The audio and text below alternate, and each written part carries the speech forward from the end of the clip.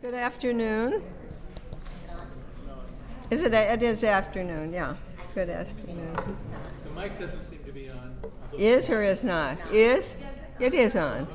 I can hear. Can't you hear? Okay. Well, huh? Yes?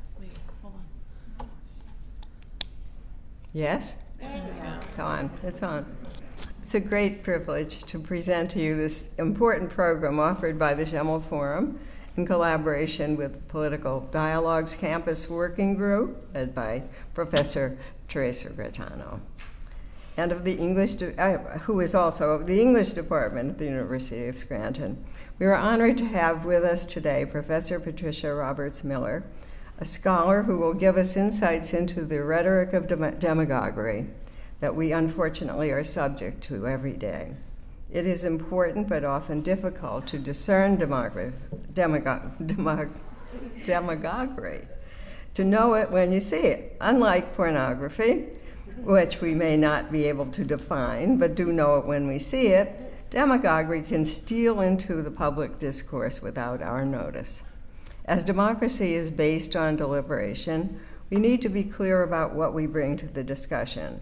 The whole democratic process is about values, about people having different opinions, disagreeing, but committed to a constructive discussion that works toward compromise, that can then lead enough agreement to move on to action. Demagoguery, according to Professor Roberts-Miller, undermines the ability of a community to come to reasonable policy decisions. So this is a critically important subject, because it can affect our ability to be responsible citizens. And democracy cannot survive without informed and engaged citizens. The buck stops with us. Dr. Roberts-Miller is professor of rhetoric and writing and director of the University Writing Center at the University of Texas at Austin. She's earned her degrees at the University of California at Berkeley. Please welcome her to the podium.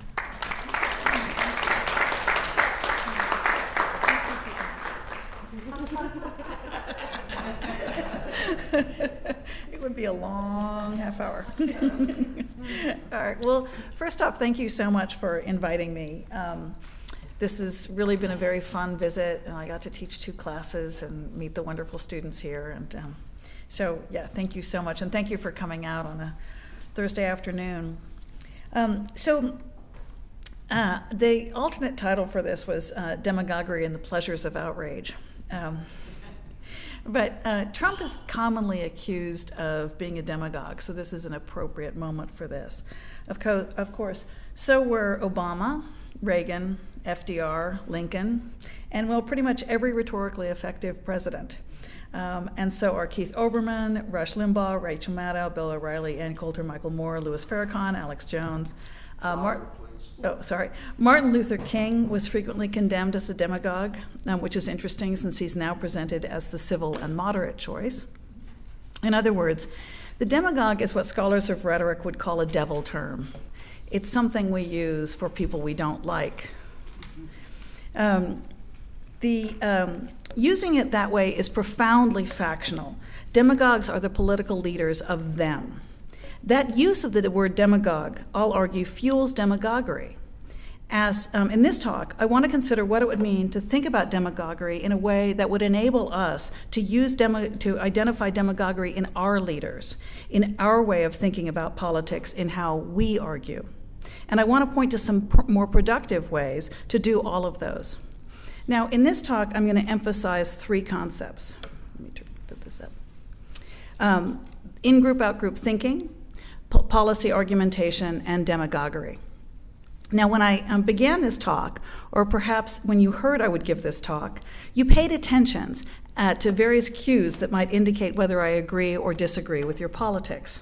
If you decided on the basis of various cues about my group identity, which I'll explain in a minute, that I'm in your in-group, then you probably relaxed. Your shoulders might even have dropped, and you prepared to listen to what I have to say.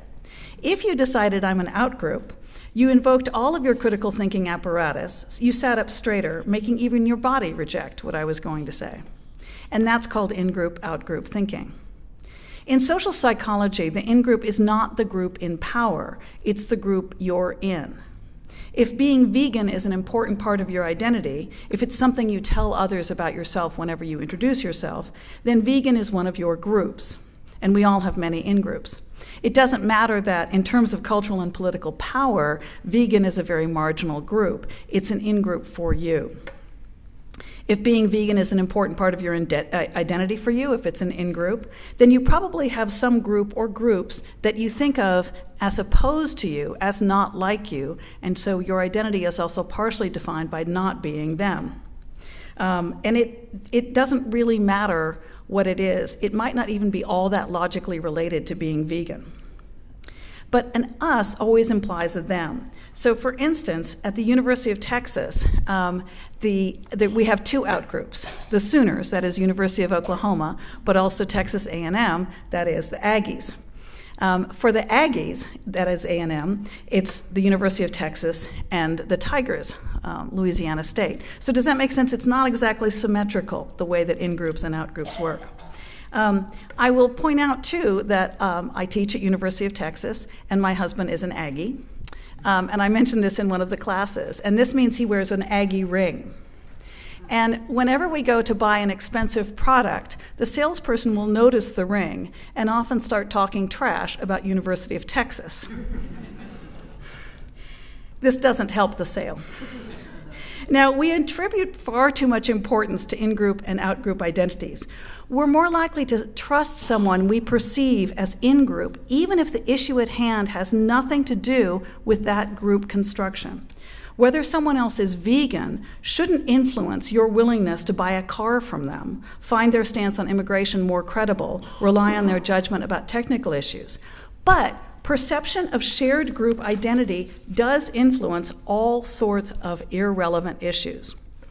There's research that shows a person who shares one in-group with us is likely to be more trusted on irrelevant topics, such as people are more likely to trust and prefer others who share a birthday, a first name, first letters of a name, facial similarities, even an invented category like sharing a rare fingerprint type, and to find them a more credible source on all sorts of issues, such as deciding how to vote, how to distribute money in social psychology games, whether to invest with someone or buy something from a person, and even though the shared characteristics are completely irrelevant.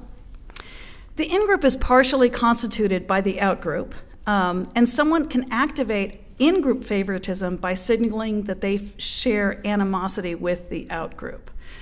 So this is what is sometimes called unification through a common enemy. We have a tendency to reason from identity, to look at someone and make a quick assessment as to whether they are reliable, credible, intelligent, ethical. And then, having made that determination, we process other information about them differently. That determination, however, is likely to be on the basis of in-group favoritism. And once we've decided they're in-group and reliable and so on, then we'll use what social psychologists call motivated reasoning in order to confirm our initial perception. So from the moment that we decide that somebody is credible, we will perceive other information about them as confirming or disconfirming their credibility, depending on which we decided in the very first point.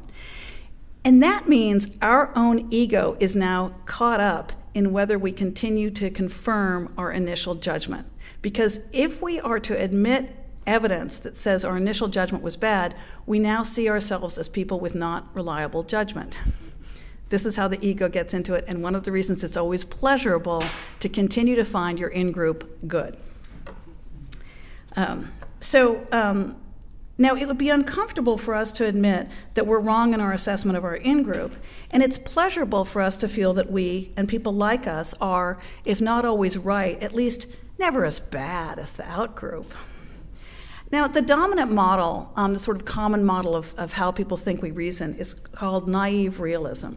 It says that if we're going to make a decision, we should first try not to have any preconceptions. That isn't possible, by the way. We should first look at the data, perceive the information, and then reason. So you can make sure that you're right by simply going through this process again. So you can see why I'm not an art professor. But so this is a sort of example. You're trying to figure out if you should consume this product, so you try to have no preconceived data, just gather the information, process it, and look at reasons. So imagine that we met someone, call him Chester, and we want to figure out if he's ethical and reliable. This is what the process actually is. I'm not going to go through every step of this.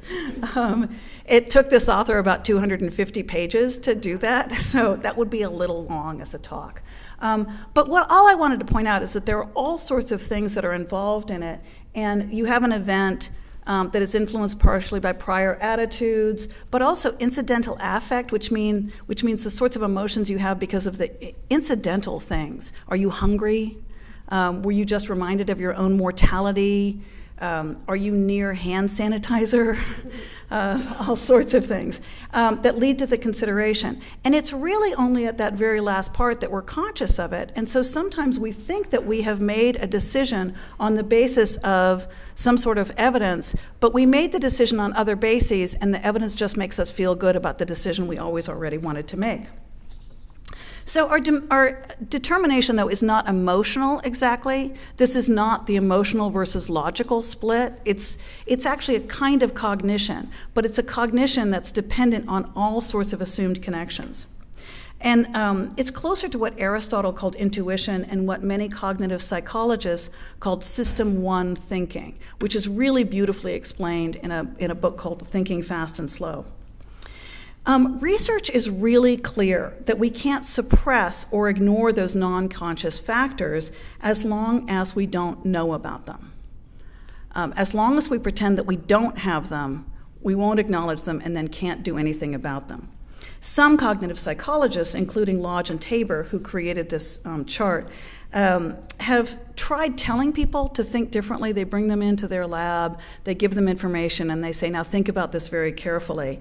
Take your time, check your reasoning, and they find that people are all significantly and non-consciously relying on motivated reasoning that is largely confirming the beliefs and affects that come from the non-conscious signals, triggers or frames, depending on what metaphor you want to use. And so they conclude that rational thinking is impossible and it's all a fraud. I don't think that's the case. I'm much more hopeful about it because I think that Lodge and Tabor are right insofar as if you bring people into a lab and you ask them to change their mind about something, they won't, because they shouldn't, because it's a lab and they know they're getting tested on thinking. But also I think because people don't change their minds in a single sitting, and again, probably should not. If you have a belief that's important to you, getting one piece of disconfirming evidence probably should not get you to give it up entirely. But it should get you to kind of hold on to that and to see if there is other evidence along the way. Now, a lot of these experiments, as I said, involve bringing people into a psych lab, determining their hot commitments, and giving them disconfirming information on those beliefs. And people don't. But people do change their beliefs sometimes for all sorts of reasons and in all sorts of ways. And some of those narratives involve rational argumentation, some don't. But I think that a really interesting book is How I Changed My Mind About Evolution, which is a book of various people talking about the ways in which they came to reject young Earth creationism. And it's persuasion, and a lot of it was rational persuasion, especially seeing DNA information. But it was never one moment. It's a long process. So I want to set that aside just because I wanted to have a hopeful moment in this talk about, I'm not saying that people always reason badly, and instead to talk about demagoguery. So demagoguery appeals purely to those non-conscious triggers. That's how it works, and that's why it works, and that's why it's pleasurable, because it has this deeply confirming effect on us. When people are faced with demagoguery that supports the in-group, it feels resonant. And I think that metaphor is a really, really good one of it seems to just resonate with you. But it also ratchets them up and makes them even more powerful by appealing to dog whistles, claims of existential threat to the in-group. We are always now in what Giorgio Agamben called a state of exception.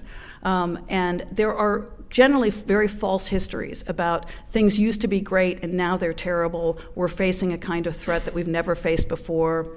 And that's pretty rarely true, I have to say.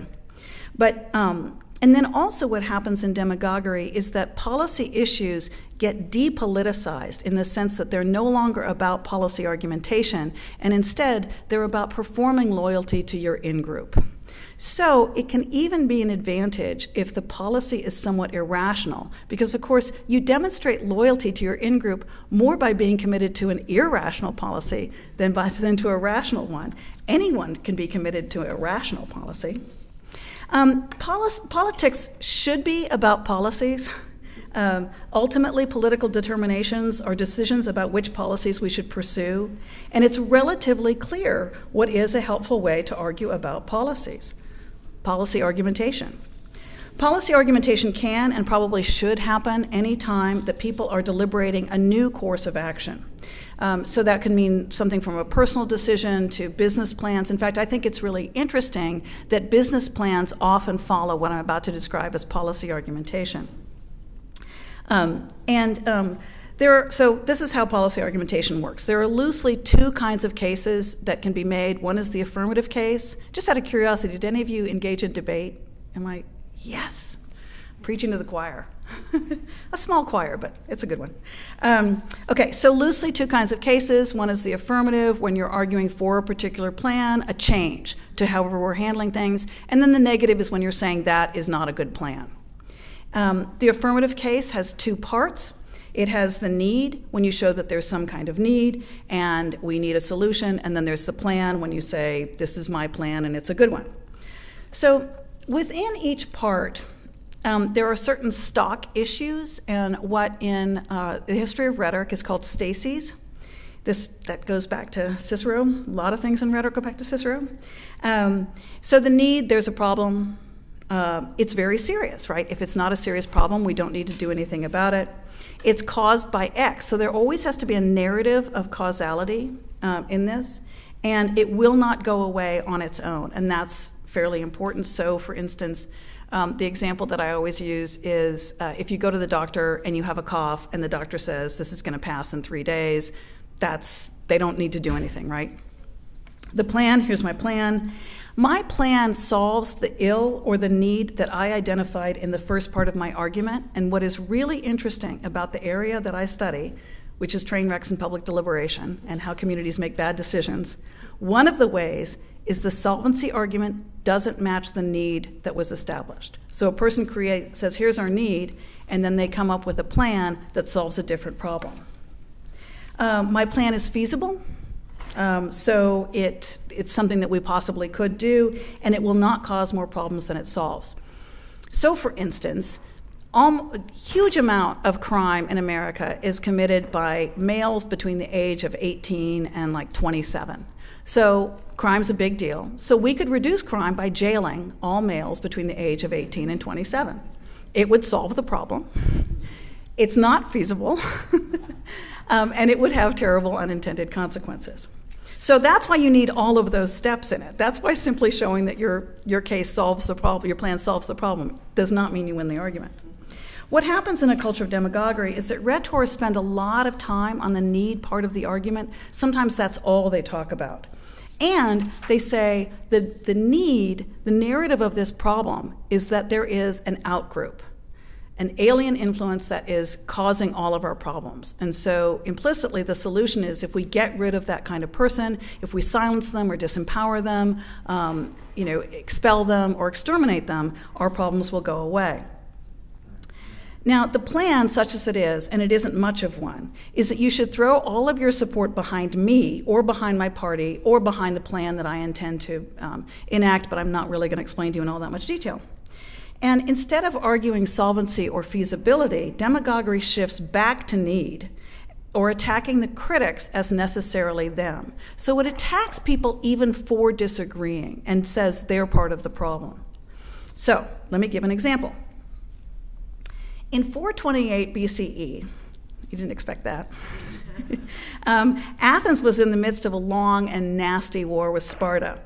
Mytilene, a city-state then on the island of Lesbos and some distance from Athens, was an Athenian ally that had a pro-Spartan revolt. Athenians had been warned that a revolt was going to happen by one of the Mytileneans who was pro-Athenian, there were a lot of them, and was able to send Patricia, a general, with a fleet to put down the revolt, and he succeeded. So he took the leader of the revolt and executed him, and then sent a bunch of other people who were involved in the revolt back to Athens. So now the policy argumentation which Athens has to engage is, what should we do about Mytilene? And they had a lot of options. So one option, not really on the table, was do nothing, because they'd already executed someone who was heavily involved in it. But they had other options that they could follow. For instance, they could do nothing further and reduce Mytilene to a client state. Mytilene had a sort of semi-privileged status as an ally. They could execute everyone associated with the revolt and restore Mytilene to its somewhat privileged status as an ally. They could execute everyone associated with the revolt and reduce Mytilene to a client state. And that was Diodotus's argument, and I'll get back to him in a second. Or they could execute all the men of Mytilene, including those who had alerted Athens to the pending revolt, and sell all the women and children into slavery. And that was what Cleon wanted. So, not just two options. It's not a binary. Now, Thucydides, or the classicists will call him Thucydides, a historian living at the time, gives us his version of the debate that occurred in Athens. And he says that initially the Athenians were persuaded by Cleon to the most vindictive policy possible, and one in which they had never engaged. Athenians had never done anything that extreme before. In fact, they'd never done anything as extreme as what Diodotus was suggesting. Thucydides says that they woke up the next morning with a kind of rhetorical hangover, like texts from last night on papyrus, and had doubts. And the debate was reopened. Thucydides' work is the beginning of a shift in the word demagogue, from a neutral term which simply meant leader of the demes. So in a way that we might say that somebody is a libertarian or a Democrat or a Republican, and it's just a political affiliation. If you don't like libertarians, for you it's negative, but for the culture as a whole, it really isn't. And the demes were the people with not a lot of money. They were small landowners. They were not elite, so sort of middle and working class. But Thucydides didn't really like Cleon, and Cleon was a demagogue. And so this is the beginning of demagogue beginning to be almost entirely a negative term. It doesn't get fully negative until Plutarch, although Plato has an important part in that story, but you guys don't care about that, so that's fine. Now Cleon's argument for mass killing relies on 5 claims. So what I've done is map his argument, and then what happens if you try to turn it into the policy argument, if he was going to actually hit all the Stacies. So what he says is Athenians are soft, spending too much time deliberating, thinking too much, and they don't really understand that an empire is based on terror. And this is really interesting because in Thucydides' history, he begins by talking about Pericles who was and who really remains the kind of hero of democratic discourse. And Pericles' speech to the Athenians is all about how the Athenians love to argue, and loving to argue is really good. That they love democracy, that they don't mind disagreement, that they like philosophical issues, this doesn't make them weak, and they don't really care about aliens from outside. Everybody can listen to them argue, and they're fine with that. So now we've got Cleon making the opposite argument. Cleon treats, interestingly enough, violence as a kind of rhetoric, as a persuasive tool. He says that mass killing will terrorize all the other Athenian states into submission. And once they see how brutally Athens responds to revolt, no one will ever dare revolt again. The Mytileneans, I really need to learn to say that word, hurt Athens, and the only way to respond to injury is violence, to do nothing, which he claims is the opposite of what he's advocating. And nobody's advocating doing nothing, so straw man right there, is to reward Mytilene for hurting Athens. So yesterday, briefly, the topic of Plato and the Republic came up, and there's a point in there where somebody puts forward the argument that justice is helping your friends and hurting your enemies, and Cleon is, in a way, appealing to that.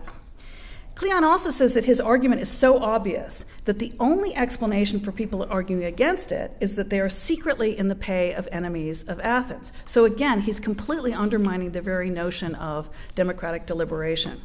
And Athenians might be tempted to fall for those corrupt rhetor's arguments out of feeling compassion for people who want to kill them. So remember that Diodotus' argument was not a compassionate argument. It was a brutal argument. It was just less brutal than Cleon's. And I find it really interesting because when I teach this dialogue in class, students will often, when I ask them to characterize them, they will characterize Diodotus as making an argument from compassion. And he really doesn't. But it's that Cleon has done what's called inoculation. Cleon has framed the argument that he tells you how to listen to Diodotus' speech. So by the time someone gets to Diodotus' speech, they're not really reading his speech. They're reading the speech through the filter that has been created by Cleon saying this is what they're going to argue. Okay, so if you map the argument back onto the stock issues of policy argumentation, you can really see the problem with this argument, that he just doesn't get to it on plan. He just doesn't. I won't even go into that. He just doesn't. So in other words, Cleon isn't engaged in policy argumentation, not even a little. I'll get to this in a second. He isn't even really arguing about the case at hand. He just asserts he's right and that anyone who disagrees with him is a traitor. Cleon's argument isn't about middling. It's about how Athenians should deliberate, and he says they shouldn't. They should stop thinking and just listen to him. And so thinking is actually a sign of weakness. So as opposed to, say, the Achilles, great hero for Greek culture, who is great in both praxis and logos. He's great in both action and speech.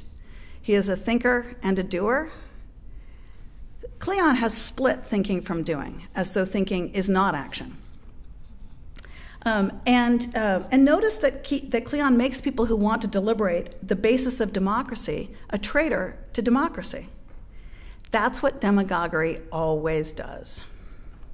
His argument isn't about policy, but about identity. He divides the issue into an us, angry, manly, dominating, clear, decisive, and them, dithering, too compassionate, wanting to do nothing, deliberating. The first kind of person is right. The second has no legitimate argument to make and should be silenced. Now, Cleon is arguing that politics isn't about policies, but is a zero-sum battle between good, strong, manly, punitive, angry, yet in control, decisive, realistic people, like him, who think in black and white terms, and bad people, people who believe in the processes of democracy. Cleon's argument is an argument against democracy itself. Now, Cleon was trying to pretend that his argument was rational, realistic, and clear thinking, and that the opposition argument was fuzzy and compassionate, and he was wrong on both counts. Cleon's entire argument was based on two fallacies. One, a false binary, and second, straw man. And those two fallacies are generally connected in demagoguery. The first move in demagoguery is to divide this complicated array of positions into two sides, and thereby ignoring all of the others. And then misrepresenting the other side, essentially dumbing it down. So, as I mentioned earlier, Athens had many possible options in regard to Mytilene, and no one was arguing for the position that Cleon represents as his opposition. And Cleon never answers the actual argument that Diodotus makes. And as I said, that's completely typical of demagoguery. Now, there was nothing compassionate or soft about the opposition argument. Personally, I find it heartless. And at least as Thucydides tells us, and is reasonable to infer from history, Diodotus' argument was right. Diodotus said that if Athens continued to engage in this sort of punitive action toward its allies, people would have no reason to be allied with Athens. In fact, if anyone started a revolt in any of the city-states, Athens ensured that the entire city-state would now support it, since they had nothing to lose by doing so. And Thucydides narrates the history of the Peloponnesian War as following exactly that course. More important, Cleon's kind of rhetoric became the norm. The most disturbing passage in Thucydides is his description of how the zero-sum factionalism of Greek city-states corrupted deliberation. Thucydides says that the things previously valued in democracies, fair-mindedness, inclusive deliberation, being willing to compromise, listening to various points of view, trying to argue well, striving to think things through, making party less important than polis, have all been lost. Instead, he says the only thing that anyone cares about is their faction. We would use the term party, winning at any cost. Things we find outrageous behavior if done by them, we think perfectly fine if we do them. Compromise, looking at various sides, that's just dismissed as being a girly girl. It's not girly girl in Greek, but it's pretty close. Wanting to take the time to think things through and get information, that's just cowardice. Not wanting to take the most extreme action right now, regardless of how practical it is, that's just wanting to do nothing at all. They wanted leaders, Thucydides says, who were angry, unwilling to compromise, committed to the most extreme proposals, and refusing to work with anyone who disagreed.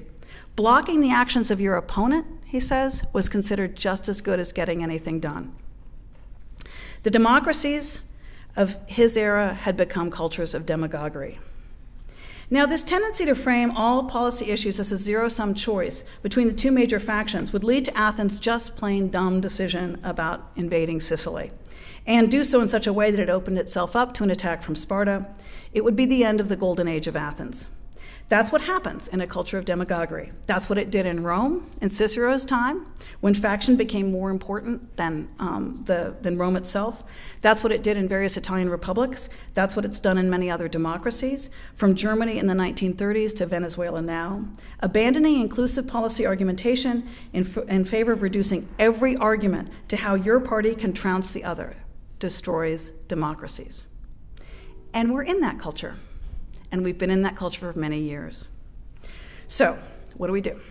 Well, there are a few things. The notion that we could solve this by creating a third or fourth party, which used to be my big hope, I've now given up on. I gave up on it largely because of learning a lot more about Weimar Germany, which had 6 parties, and that didn't stop the problem. So I don't think that ending straight ticket voting will do anything useful either. It isn't the parties that matter, actually. I'm not even sure it's how people vote that really matters. It's how people argue that matters. It's how we argue. Now, if you listen to me and think, oh yeah, those people do that all the time, people in that party are just like Cleon, that's not my point. That's still engaging in demagogic reasoning. That's still making it an us versus them, where all the flaws of our problems are constituted by them. What matters is whether we are engaged in demagogic reasoning. So how do we stop that? First, we need to stop putting all issues into left versus right. That's like trying to categorize all people as this moment using their left hand versus at this moment speaking French. Some people are doing both, most people are doing neither, and it varies from moment to moment. Second, we need to get out of our informational enclave. That's this one. And when you put that with the first recommendation, that means you don't just flip between Maddow and O'Reilly or Mother Jones and the Drudge Report. Toggling between highly partisan media doesn't make you more informed, it just makes you more angry. Every reasonable political position has someone smart making an argument for it, so we need to find those smart arguments. This is a chart I sometimes show for students for just certain issues, more or less, economic issues. These are just some various sources that I think they're good sources for the smartest argument for a certain position. And what you can see is that it's not a binary. I mean, I think the New York Times has never met a war it didn't like. But it's Wilsonian Democrats, which is humanitarian intervention, is the kind of war that the New York Times is going to support. New York Review of Books, they like some wars, not so much. The Nation tends not to like intervention. Reason is the Libertarian Party, and it is not very supportive of military intervention, not at all supportive of social safety net. So this is something that I show to students just to make the point that if you want to get informed on what your opposition is thinking, then try to find some of these other sources and read them. Don't rely on your source's description of what they argue. It's often wildly different from what they argue, by the way, even with sometimes good sources. So instead of thinking left and right, it's more important to think in regard to relevant axes. And I'd have a slightly different one if I was talking about immigration or religion or the environment. That would be a very different category. So, for instance, another thing that people talk a lot about in political science is the fact that there are many people who, when it comes to a lot of really important policies, would be conventionally characterized as the left, strongly supportive of social safety net, strongly supportive of prison reform, strongly supportive of, just social safety net, really, in all sorts of ways. But they are also deeply religious, and they will vote Republican under certain circumstances because of opposition to homosexuality and opposition to abortion. So are they left? Are they right? Neither, right? They don't really fit into the binary. And trying to push people like that into a binary has a few consequences. One is it's very useful for media, but it's not very useful for getting the policies that people actually want. It also prohibits the ability to create good coalitions. So go back to libertarians. So libertarians, very opposed to anti-abortion, well, certain ones are, legislation. They don't really care about homosexuality, but also they want prison reform. So once you articulate these things, you can see that very different political parties might find a common ground in terms of something like prison reform, where you could get people from all sorts of different directions. But you're never going to see that if you think that all issues are left versus right. Okay, so in addition, simply asking yourself if you have reasons for your position doesn't make you reasonable. Thinking you're not motivated by feelings doesn't make you rational. It's more useful if we think about a rational stance as one that meets two standards. So one is that you can imagine the circumstances under which you would change your mind. Could your mind be changed by new data? And if so, what is that data? And if there isn't, then it's not a rational position. And I don't think all positions have to be rational, by the way. My son is the best kid in the world. There's no data that could disprove that. Now, you've listened to smart versions of, so you have to listen to smart versions of opposition arguments. Once you've done that, can you summarize their argument in a way that they would say that's an accurate summary of my position? And there's a practice that people will sometimes do in argumentation classes where they'll let students have a really vehement argument, and then they'll pull up two people who've argued with each other and say, what is this person arguing? And vice versa. It can take a half hour per person. Because what happens is we keep instituting totally unconsciously nevers or always into the other person's position, or we attribute to them positions that are similar to that other members of that outgroup have made. So just listening and being able to state fairly what the other person has actually said is tremendously complicated. Okay, also, would you consider your way of arguing rational if that way was used by your opposition? So if you think your argument must be accepted because you can describe a personal experience to support it, would you reject it if the person you're arguing with gave a single personal experience to reject it? Are you consistently accepting personal experience as support, in other words? Okay. Few other resources that can be helpful. I really like this one. Unfortunately, they're very bad writers, but I think the basic principle is a good one, and they've got these 10 rules for how to engage in rational critical argumentation. There's a sort of funny meme that circulates on the internet where someone has been strongly influenced by this. But one of the things that I really like about it is that what it emphasizes is the relevance of various kinds of arguments. So, for instance, appeals to emotion are not actually illogical. There's a lot of people think they are, but they're not. They're illogical if they're an irrelevant appeal to emotion. It doesn't make sense to try to think about politics and ignore our emotions, right? We are engaged in politics because we care. We care about future generations, or we care about our children, or we care about immigration, or we care about crime. We care about these things. Caring about them is perfectly fine, but it's whether the emotion that is being inflated right now is actually relevant and proportionate to the issue that we have at hand. Okay, so, and this is not saying that you have to treat every single discussion this way, because it's just a set of rules for a rational argument.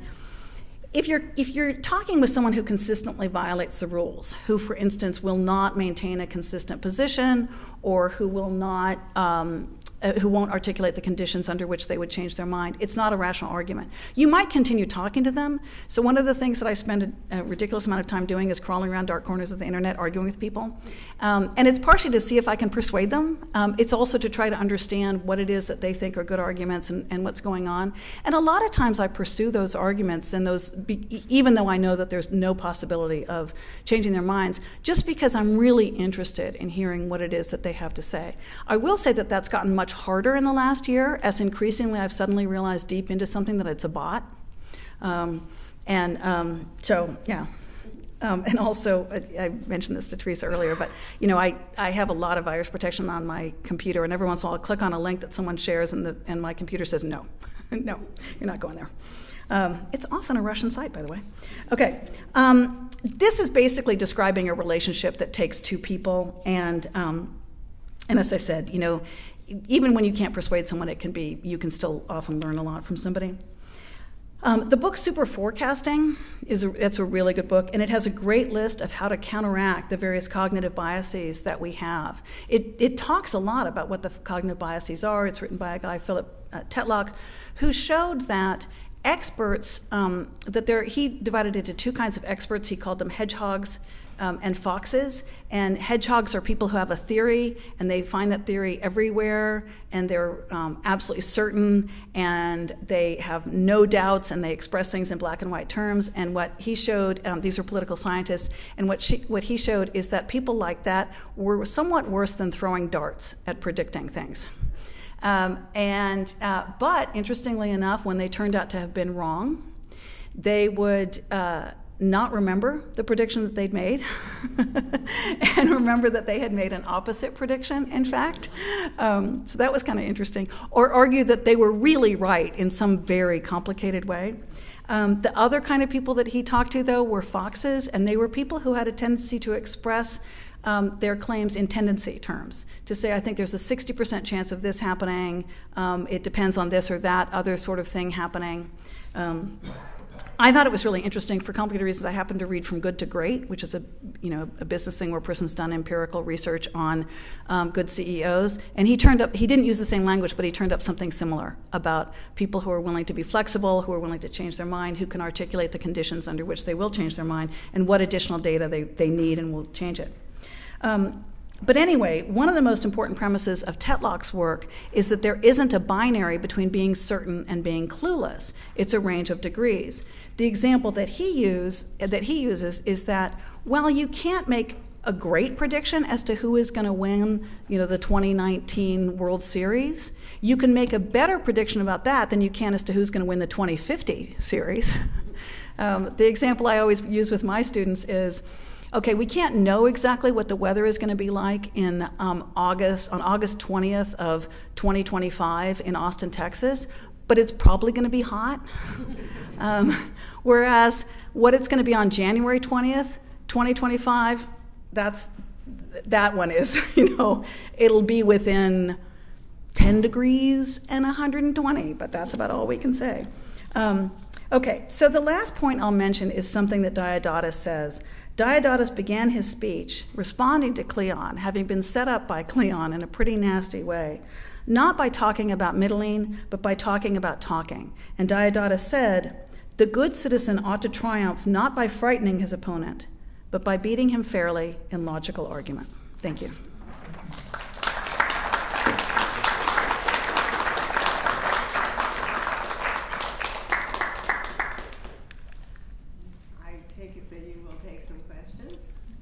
Yes, now they've had water. Yes, I will take questions. You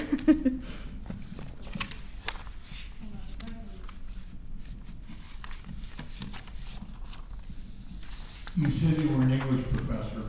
Can you talk a little bit about the spoken word versus the written word as it affects persuasion? Yeah, it is, and that's become extremely complicated because so much of what people are experiencing as rhetorical discourse or political discourse is written. It's the internet in some version or another. People have a tendency to privilege visual data. And so people will have a tendency, if they see someone say something, find that more credible than reading it. So there are all sorts of other cues and triggers that can come in. So if we go, if we go back to that one slide, there can be a whole lot of, there we go, of really interesting triggers in here. So for instance, I always point out to my students how often American political figures, if they've been accused of something, will at some point do this gesture, right? And that's very old, by the way, that one. And that's visually going to work, and it's going to have an impact that you're not even aware of, and not aware of what are the various cues you're picking up on that make you trust this person more than that other person. So yeah, I think there are a lot of additional cues. Yeah. I guess a lot of the social sciences have different approaches. You have sociology with Maslow, and you have the political science studying these things, rhetoric or what have you. But you mentioned thinking fast, thinking slow, and there seems to be an emerging area there of neuroscience, neuropsychology, hardwire versus softwire, and things like that. And I guess you just referenced something now where you talk about body language versus what you're hearing or what you're saying and what you're seeing. So I'm having a hard time formulating the question, but I was thinking of the Leslie Stahl, Dick Darman, and I don't know if you're familiar with that. You may want to look that up, where she had done a sort of hit piece on Ronald Reagan, and Darman was one of his handlers or whatever, and he wasn't mad at her at all. He said, because while you're doing that, you're showing him and you're showing things. So I'm kind of wondering how all these other things may play into argument or persuasion, or to use an old term from marketing, hidden persuaders. Yeah. Type of things. It's hard, and it's a lot of it is counterintuitive, and so that's why, for instance, refutation has to be really careful. Kathleen Hall Jamieson showed a long time ago that I've forgotten what that group is called, but so they would pick up political ads and then show them and then refute them and pull apart and show that this is actually highly fallacious, and then they check up with the people and find that a week or so later, all they remembered was the stuff from the ad because they'd heard it 3 times. So we have to be kind of careful on that sort of refutation. I would make a really different argument about what I think the responsibilities of media are, but since we aren't media, this is more about what it is that we can do as people who are talking to colleagues and arguing on the internet or talking to family or something. I think that's what we can do. But I think also in another version of this talk, what I said was, so I have dogs, and they're all rescue dogs, which means they come with very complicated backgrounds. So I spent a lot of time with dog trainers. And one of the first things I had to learn is you get the behavior you reward. So if you feed a dog at the table, you're going to have a dog who begs at the table. So if you don't want a dog who begs at the table, don't feed him at the table. If we want a media that isn't outrage porn, then we need to stop clicking on and liking and sharing outrage porn. And that's what a whole lot of it is. I think that we can be one of the reasons I show my students that chart is I think we can be the person who, when somebody gives us an in-group argument saying the out-group is terrible and they're going to do this terrible policy, to look it up and figure out if that really is the policy. And I'm kind of that friend that a lot of people are mad at. I've probably been unfriended by more of my similar politically affiliated friends than by people who disagree with me, because I'll be the person to say that's not actually the argument. It's not a great argument that they're making, but it's better than you've got it, or it's not what you're doing. And I think that's really important. And I think one of the things that kind of refutation does that this other kind doesn't is it calms everybody down. Right? So if you can point out that as bad as this policy may seem, it's not as bad as these people are representing it, and that there is an argument behind it, maybe not an argument you agree with, but there is an argument that the people making it are sane, then it brings it back into normal politics. I'm not sure what question I want to ask about lies, but I want to ask that how does one get into some kind of discourse with someone who doesn't tell the truth? Yeah, it's really hard. It used to be called bad faith argumentation, which was a term I didn't really like to use because you seem to be accusing a person of being a bad person. But I think that it can. I think that's a several stage argument, and a lot of times you discover you're arguing with a troll. They don't care what's true or not. All they care about is triumphing, is winning. They see it as a zero sum. It's purely negative. It's a way of arguing that Sextus Empiricus described. What are the 7 moves? I forget how many moves he's got in there for how you create a negative case, and and a lot of it is a ridiculous level of skepticism. Well, you can't prove, So I think that those are really hard, and what you end up having to do is play the Diodotus move. You have to raise the argument up to discourse and say, look, you're citing these sources that are unreliable and they're untrue, and that isn't how you would make a decision about your health, right? So why do you think it's a good idea to make that kind of decision, to reason that way about the body politic? It sometimes works.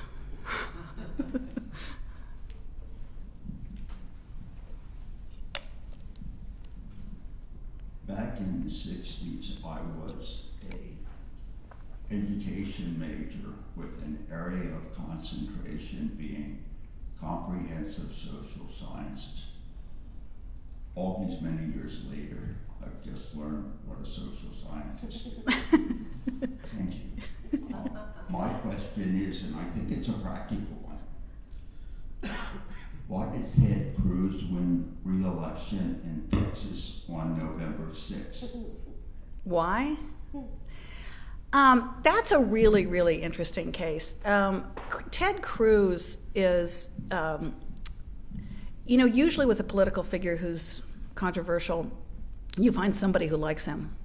I have never heard anyone in Texas praise him.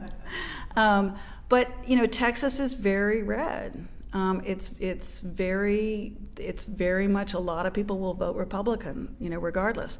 I don't know if Beto, one of the things that Beto O'Rourke did, which no Democratic candidate for Senate had done, and somebody told me at the time, and it's a lot, he went to every single county in Texas.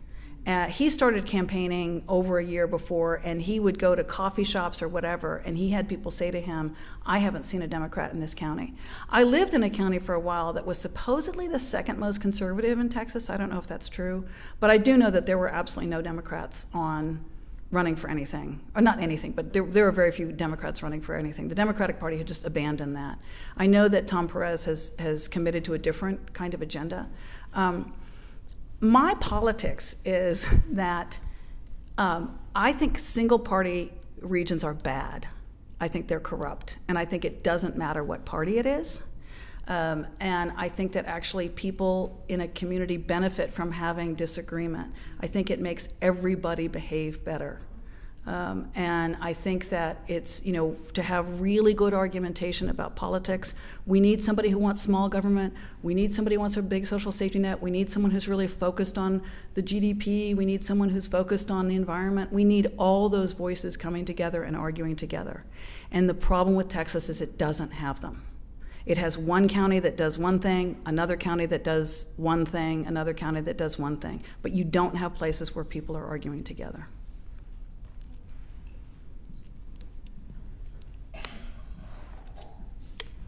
Second question, and I think I know the answer. You would advise Democrats to go on Fox? That's such a hard question, and I've been asked that a bunch, including by someone who shows up on Fox a lot. I think they're really good at inoculation. I think they're really good at appearing to present both sides, but making sure to choose that the person who is presenting the Democratic side is out-group. I would say the same of Maddow, by the way, and Olbermann used to do it too. And so they're not presenting the best arguments. So, but you feel like you've seen the best argument, right? And so you feel like you know what the other side is saying. And so I think that probably what should happen is before they do it, they should have, ground rules for it. The Fox is very careful about picking people who will be out-grouped for most of their base. Really young, people of color, that they're very white, somewhat older base is already going to be averse to. And so I think it'd be useful if the people who get called on there and then get shut down and cut off and not allowed to make their argument and misrepresented drew attention to that. And that would be one of the ground rules, is that they get to say, you're not letting me talk, you're not letting me make my argument. You place a lot of emphasis on the sort of coffee shop discussion, discussion between individuals. But if you're looking at Athens, if you're looking at Plato and towards the end of the Republic, and then you mentioned a number of other societies that ended up collapsing, what do you do when it seems that the people themselves lose their energy, lose their taste for discussion? But they really haven't. I mean, I used to worry about that, but the internet shows that people love arguing. They just don't necessarily like arguing well. And so I think, so one of the things that Kathleen Hall Jameson shows in her most recent book, which is the latest book I'm now handing to everybody, and I think it's called Cyber Wars, is she pulls together all this data, including the data on how much, if you listen to a particular medium that is very polarized, how much that gets distributed to your friend group, essentially, not just through Facebook, but also through someone you work with, through, all those sorts of conversations. So those conversations do matter. And that's why I'm focused on those, but also it's because this is again, I would make a different argument to journalists who have the power to create the frame and stuff. I mean, we've got it. Sometimes I think that we have the media we deserve. We do click on this stuff. It is profitable, and we can try to make it less profitable. But also I think that we can try to be ambassadors of argumentation in our daily lives.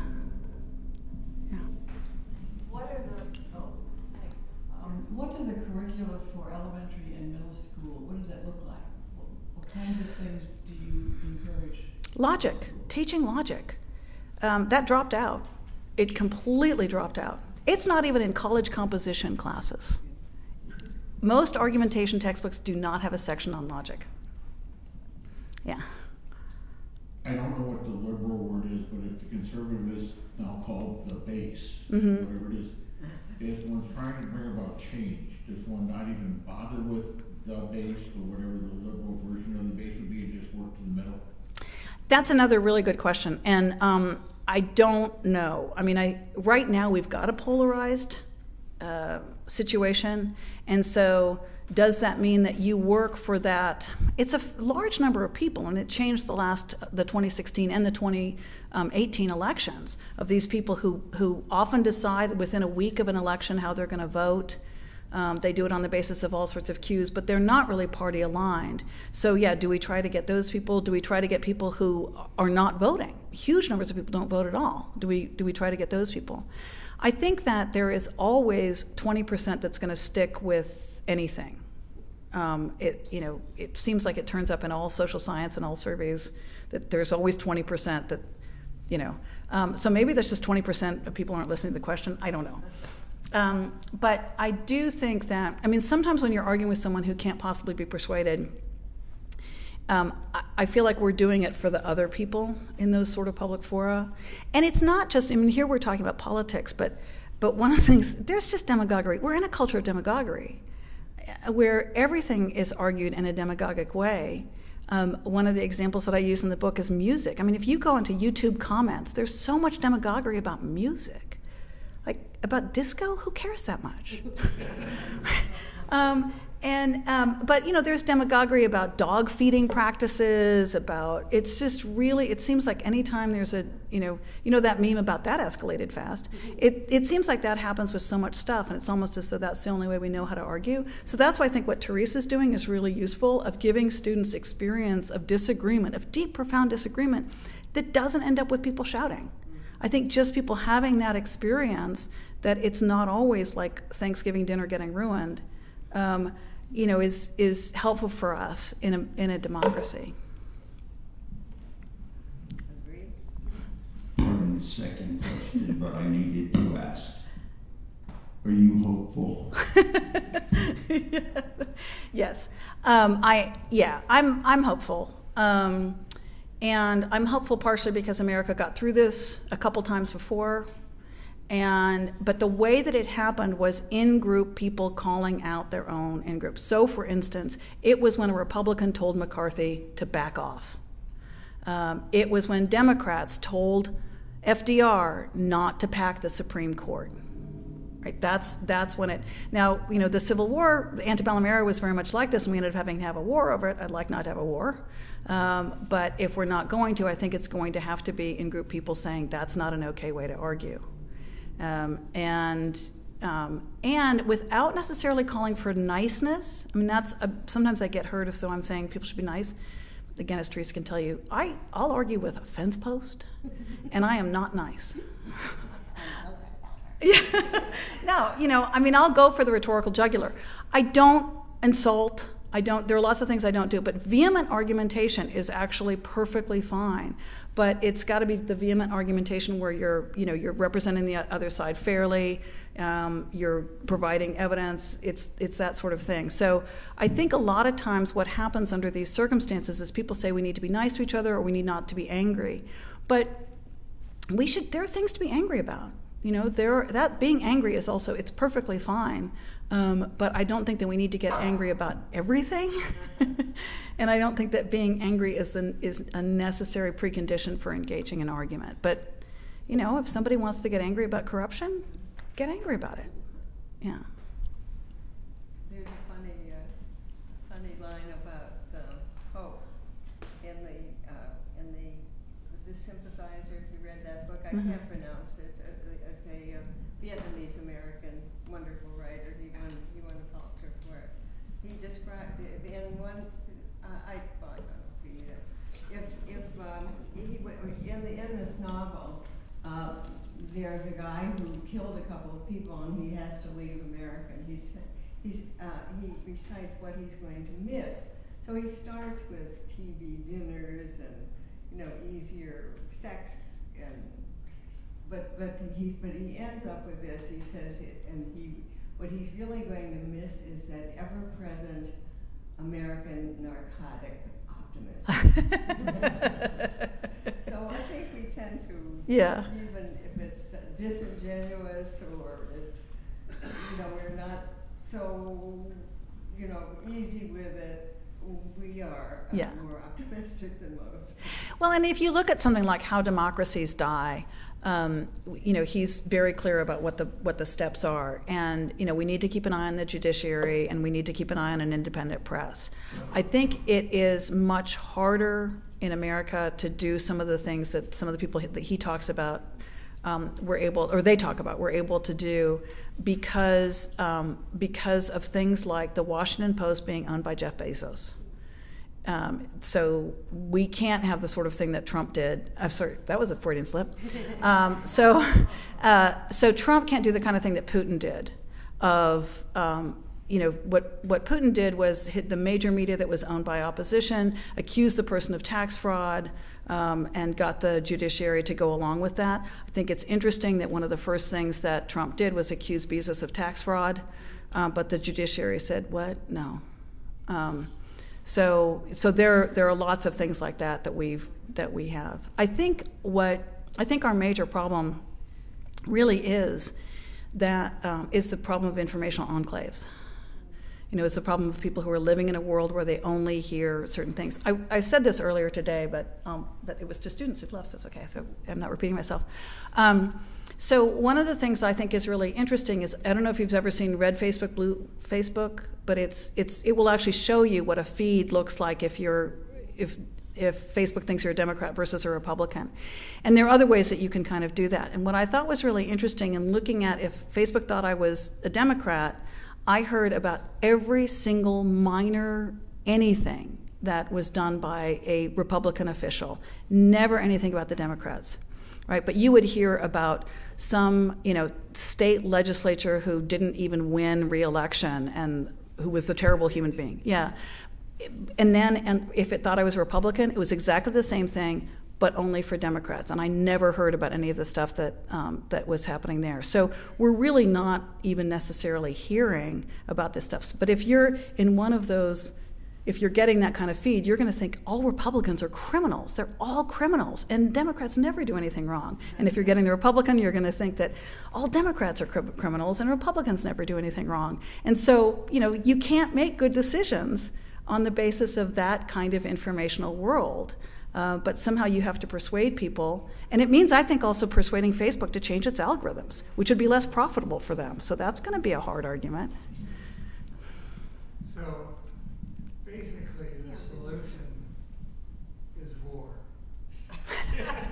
Because it's a way of forcing a common good. And so far, I haven't heard any argument for what is a viable common good in today's society. And it actually, to me, is very hard to see how that's not going to have to happen. Yeah. A sociology friend of mine says that we need aliens from outside, from another planet to come, and then we'll all bond together and fight them. I think we got through without a war in regard to, so FDR backed off of packing the Supreme Court, and McCarthyism hung around, but it was not as bad as it would have been if McCarthy had stayed. So we've approached and backed off this kind of thing before, and so the war that happened with the Civil War was not. I mean, that was the two sides fighting against each other. The kind of commitment that you get from war, I think, in the long run undermines democracy, in that you get nationalist commitment, but you don't actually get the commitment to the processes of democracy. I think what I find so hard to persuade some people of is it doesn't matter if you're getting what you want if you're getting it in a bad way. Because ultimately what really matters are the processes that we're allowing and the processes that we set in place. And if you get the political outcome that you want, but you've gotten it by corruption or undermining democratic practices, it's a loss in the long run because that's going to come around and get you. But that's really hard to persuade people of, that they should not want to win. Thank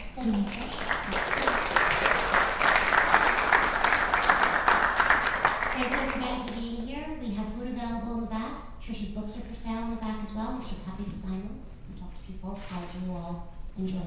Thank you.